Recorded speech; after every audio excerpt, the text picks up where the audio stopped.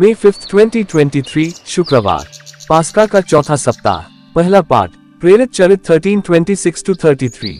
भाइयों, इब्राहिम के वंशजों और यहाँ उपस्थित ईश्वर के भक्तों, मुक्ति का ये संदेश हम सबों के पास भेजा गया है। यरूशलेम के निवासियों तथा उनके शासकों ने ईसा को नहीं पहचाना। उन्हें दंडाज्ञा दिलाकर उन्होंने अनजाने ही नबियों के वे कथन पूरे कर दिए जो प्रत्येक विश्राम दिवस को पढ़कर सुनाए जाते हैं। उन्हें प्राणदंड के योग्य कोई दोष उनमें नहीं मिला, फिर भी उन्होंने पिलातुस से अनुरोध किया कि उनका वध किया जाए।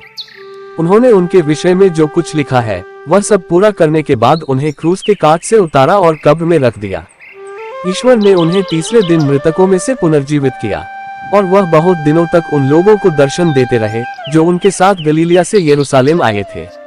अब वे ही जनता के सामने उनके साक्षी हैं। हम आप लोगों का ये सुसमाचार सुनाते हैं कि ईश्वर ने हमारे पूर्वजों से जो प्रतिज्ञा की थी उसे उनकी संतति के लिए अर्थात हमारे लिए पूरा किया है।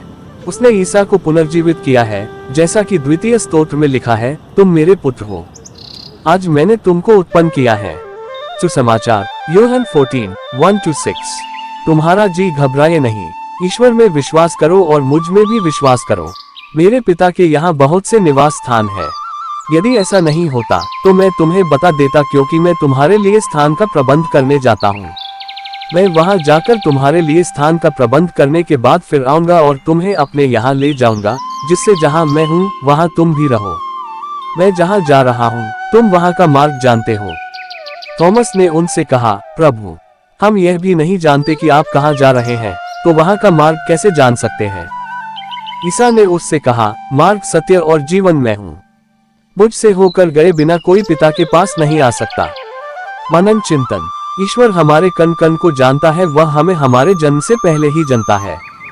उसके पास हमारे लिए उज्जवल भविष्य की योजना है। जब हम पृथ्वी पर अपने इस जीवन को पूरा करते हैं तो हम अपने स्वर्गीय पिता के पास वापस लौट जाते हैं। लेकिन कभी कभी हम यह भूल जाते हैं कि हम एक यात्रा पर हैं, वह यात्रा जो हमारे स्वर्गीय निवास की ओर है।